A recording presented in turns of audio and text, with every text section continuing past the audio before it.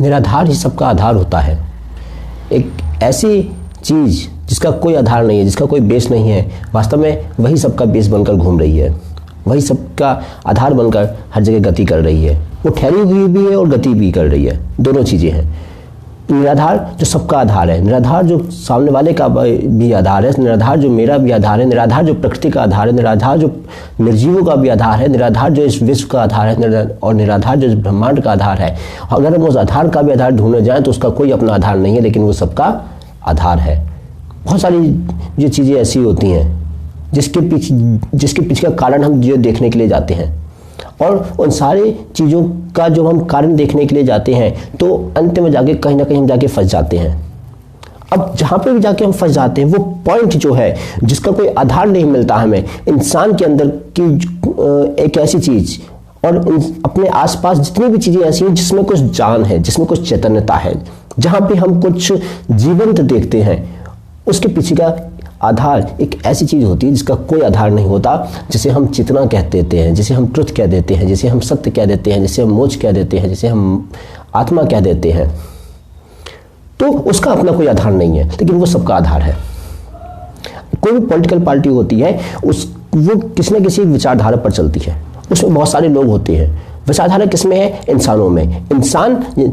अब इंसान बाहर से देखने में तो जो शरीर है उसके अंदर गतिविधि हो रही है मन के द्वारा, मन के पीछे बैठी है व्यक्ति, और उसके अंदर जो एक प्राण है जिसके कारण वो शरीर चल रहा है। उस प्राण के पीछे की भी अगर हम बात करें आधार, तो लोग बोलते हैं कि उसका आधार जो है चेतना है। अब चेतना का आधार क्या है? चेतना का आधार कुछ नहीं है। आत्मा चेतना बनकर हर जगह जो घूम रही है, हर जगह गति कर रही है, किसी भी इंसान में हो।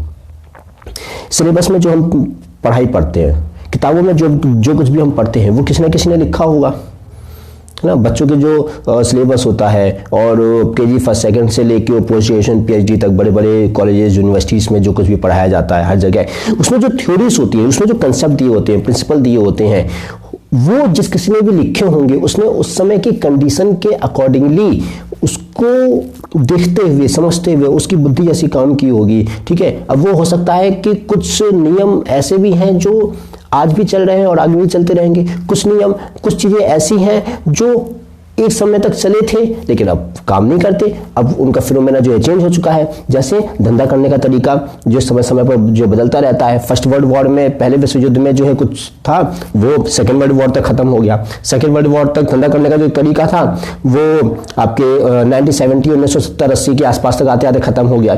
1970-80 के आसपास जो धंधा करने का तरीका था वो 2000 के आसपास तक आते आते खत्म हो गया।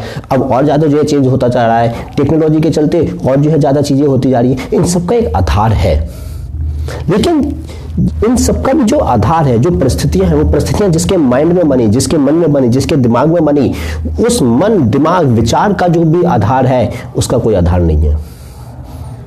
यानी कि अब उसका भी आधार क्या है? उसका आधार है वो चेतना जो हर जगह फैली हुई है। और चेतना का आधार क्या है? कुछ नहीं, वो बस है। आत्मा का आधार क्या है? कुछ नहीं, वो बस है।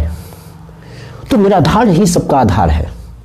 जो इंसान खुद से ठोकरे खा खा के जो है संभलता है, ठीक है, जिसको संभालने वाला कोई नहीं होता है, जिसको माहौल संभाल रहा होता है, वो खुद बहुत सारे लोगों को संभालने लगता है। आपने देखा होगा कि ऐसे बहुत सारे लोग आपके सामने होंगे। अगर हम नॉर्मली अपनी दुनियादारी में अगर बात करें कि ऐसे आप कुछ लोगों को देखते होंगे जो बहुत ठोकरे खा खा कर जो संभलना सीखे हैं, लेकिन जब वो लोगों के सामने पब्लिकली जो है आते हैं तो बहुत सारे लोगों को सहारा देते हैं।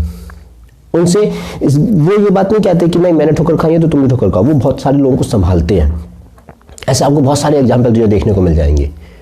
तो दुनिया में ऐसी बहुत सारी जो चीजें हैं जिनका खुद का अपना कुछ आधार नहीं होता, उनके पीछे कुछ नहीं होता, लेकिन वो बहुत सारी जो चीजों का आधार होती हैं। और देखा जाए तो इंसान की मनोवृत्ति, इंसान के अगर विचारधारा को भी समझे तो इंसान जब किसी भी चीज का सहारा लेना छोड़ देता है, इंसान जब किसी भी चीज की इच्छा करना छोड़ देता है, इंसान जब किसी चीज के पीछे भागना छोड़ देता है, तब उसके पीछे बहुत सारी जो है लोग भागने लगते हैं, तब उसके पीछे बहुत सारी जो चीजें भागने लगती हैं।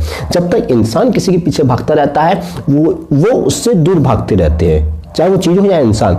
लेकिन जब इंसान किसी के पीछे भागना छोड़ देता है तब उसके पीछे बहुत सारे लोग भागने लगते हैं, बहुत सारी जो है चीजें उसके पीछे भागने लगती हैं। आपने देखा होगा जो बड़े बड़े जो साधु संत वगैरह जो और बाबा लोग वगैरह जो हम देखते हैं, चाहे वो यूरोपियन कंट्री साइड में हो चाहे वो यहाँ पर हो, साधु संत बाबा लोगों से मेरा मतलब है कि जो बड़े बड़े फिलोसफर होते हैं जो कहते हैं कि मुझे दुनियादारी से कोई लेना देना नहीं है, अब तो ये सब मेरे लिए जो है मिट्टी के बराबर हो गई, ये सारी चीजें। उनके पास बहुत सारे लोग आते हैं कि आप ये ले लीजिए वो ले लीजिए, इस तरीके के मतलब जो है ऑफर्स आते हैं। क्यों? तो वही चीज है ना कि जिसने जो चीज छोड़ दी, जिसने आधार बनाना छोड़ दिया, वो दूसरों के लिए आधार बनना जो है शुरू हो जाएगा।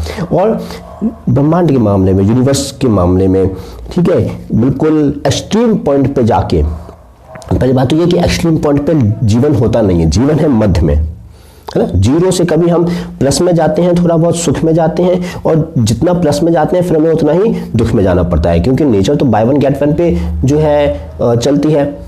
इंसान अपनी जरूरतों पर चलता है और कुदरत जो है संतुलन पर चलती है, ठीक है ना। कहते हैं ना कि human operates on the basis of needs but nature operates on the basis of balance. इंसान अपनी जरूरतों पर चलता है लेकिन कुदरत जो है संतुलन पर चलती है। तो तुम जितना जीरो से प्लस वन पे जाओगे उतने तुम्हें माइनस वन पे जाना पड़ेगा, तुम जीरो से प्लस टू पे जाओगे तुम्हें जीरो से माइनस टू पे जाना पड़ेगा। इसीलिए मिडिल में रहते हुए, यानी कि शून्य में रहते हुए, शून्य में रहते हुए जहां ना आपका प्लस है ना माइनस है, ना ऊपर है ना नीचे है, कहीं नहीं है, ना आगे ना पीछे, ना ऊपर ना नीचे, कहीं नहीं, बस शून्य मिडिल में है, मध्य में है, उसके अंदर और गहराई में आप जो है उतरते चले आए, यानी कि मिडिल में ही बने रहें। मिडिल जिसका आधार कहीं से कुछ नहीं समझ में नहीं आता, वास्तव में देखा जाए तो वही सबका आधार हो जाता है। तो घूम फिर के बात यही आ जाती है, और सबसे एक नित्यता वाली बात होती है, कंसिस्टेंसी वाली बात आती है। धंधे के हिसाब से देखें तो मोटिवेशन के हिसाब से देखें, कॉन्फिडेंस के हिसाब से देखें, स्टूडेंट के हिसाब से देखें, एक स्ट्रेस डिप्रेशन के हिसाब से देखें, तो वहां पे ये बात जो है बिल्कुल लागू हो जाती है कि अपने आप के पीछे जो तुम्हें सहारे दे रहे हैं उन सबको हटाना सीखें पहले। अब तो हम धीरे धीरे करके जब उन सबको जो है हटाना धीरे धीरे करके सीख जाएंगे तो देखो, फिजिकली तौर पे लोग भले ही तुम्हें सहारा दे रहे हैं लेकिन मेंटल तौर पे अपने दिमाग में, अपने खोपड़े में जो है उन सारी जो चीज़ों को हटाते चले जाएंगे जैसे जैसे हम और किसी का सहारा जो है बनने के काबिल होते चले जाएंगे। और दुनिया में ना वही इंसान लोगों के द्वारा मतलब पूछा जाता है जो किसी के कुछ काम का होता है। आप दुनिया को कुछ भी देना बंद कर दो, आप किसी काम के नहीं रहोगे, कोई आपको नहीं पूछने वाला। दुनिया पूछती ही उसे है जो उसको कुछ देता है, जिसके पास देने के लिए कुछ होता है। और इंसान दे कब पाएगा? जब इंसान के खुद के पास कुछ होगा। इंसान किसी और का आधार बन कब पाएगा? जब उसके पास कुछ ऐसा होगा जिससे वो किसी का आधार बना सके। और वो चीज उसके अंदर कब आएगी? जब वो अपने आप में खड़ा होगा। फिजिकल तौर पे देखो बहुत सारी चीजें होंगी, मैं नहीं कर रहा हूँ, मैं फिजिकल फिनोमेना की बात ही नहीं कर रहा हूँ। जब हम बात कर रहे हैं कि निराधार ही सबका आधार है ना, तो यहाँ पर फिजिकल फिनोमेना खत्म हो जाता है बिल्कुल एक तरीके से। वो एक अलग ही लेवल पे जो चीजें चली जाती हैं।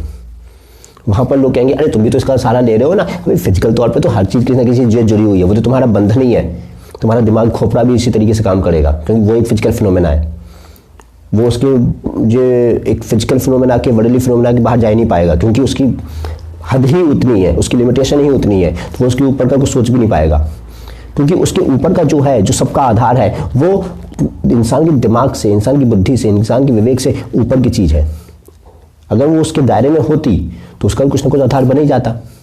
उसका वो इंसान के बुद्धि विवेक और मन के ऊपर की चीज है, तब तो उसका कोई आधार नहीं है। और तभी तो इंसान की वृत्ति का भी आधार वही है, मन का भी आधार वही है, बुद्धि का भी आधार वही है, विवेक का भी आधार वही है, ठीक है। और इंसान की पूरे जीवन और पूरी हस्ती यानी कि प्रकृति की हस्ती का भी आधार वही है। तो जो निराधार है वही सबका आधार है।